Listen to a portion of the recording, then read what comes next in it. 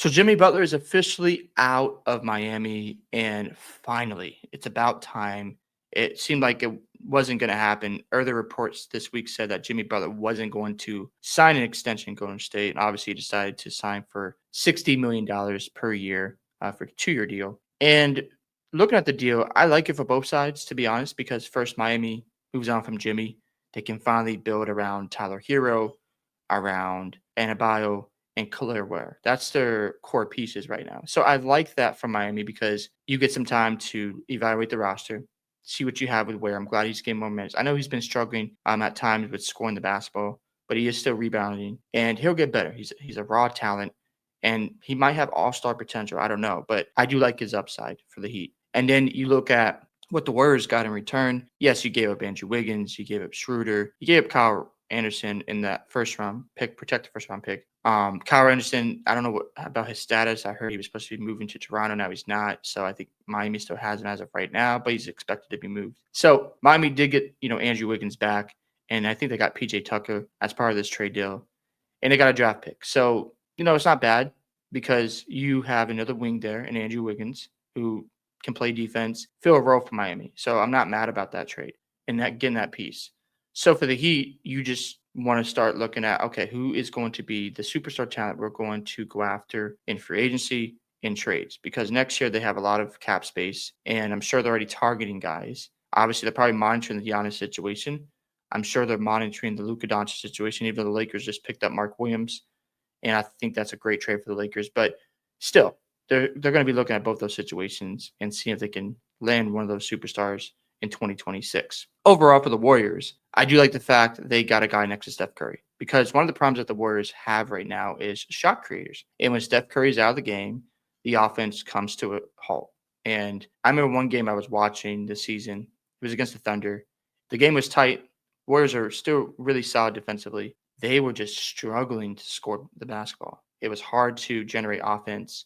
They couldn't get a shot off because they didn't have enough shot creators. Having Jimmy Butler next to Steph Curry puts everybody else in their proper place, where guys who are like Pods, Kaminga, they don't have to carry this burden of, okay, we got to help Steph Curry as the second option. So I do like the fact you bring in Jimmy Butler, who is a playoff riser, who can take that burden off Steph Curry. Only question now is how serious he's going to take the regular season, because we know in the past he's like, okay, regular season, whatever, I'm going to turn it up in the playoffs.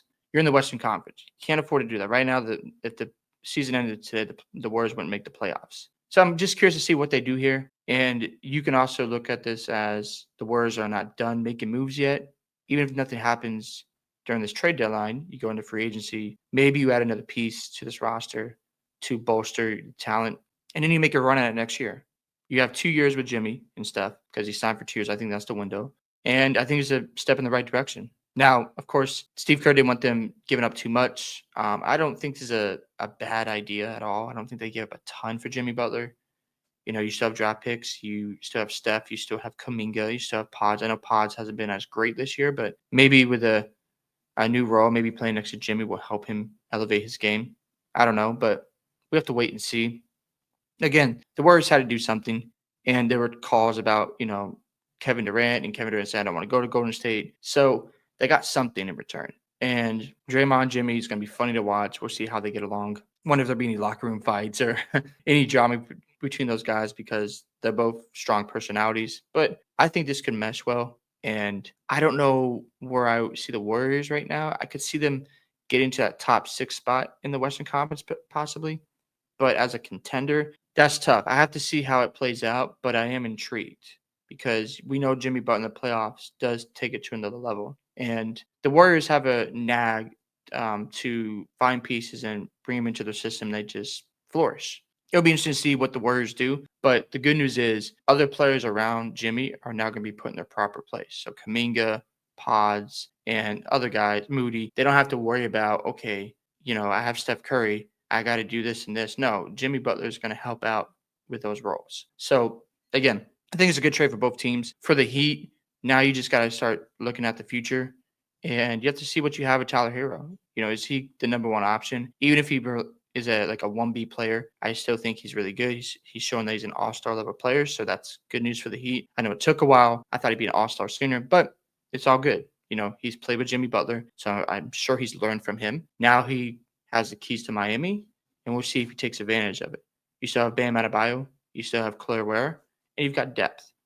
And now you want to focus on the 2025 draft. That should be the next focus for the Heat is get another guy in here. Let him be somebody you want to develop, but make sure you get somebody good in the draft because 2025 draft has a lot of players that you can get. So I like the trade for both teams. I don't think it's a bad move whatsoever. I think the Warriors need to do something at this point to remain competitive. And I think they're not done. I think during the offseason, they're going to make another move at some point to improve around the edges of the roster and see what happens from there. Maybe they get into the all-star player, have a actual big three. I wouldn't consider Draymond as their big three. But for now, you're bringing in Jimmy Butler, fits the Warriors timeline. For the Heat, you get Andrew Wiggins as another wing, and you get a draft pick. You also get PJ Tucker, and we'll see if they keep Kyle Anderson. I don't know if they're going to do that or not. But again, it's a good thing for both teams. Miami can move on from Jimmy Butler. My only concern with the Heat is, and I had a conversation with somebody last night, is Pat Riley. In the past, he dropped the ball with Dwayne Wade,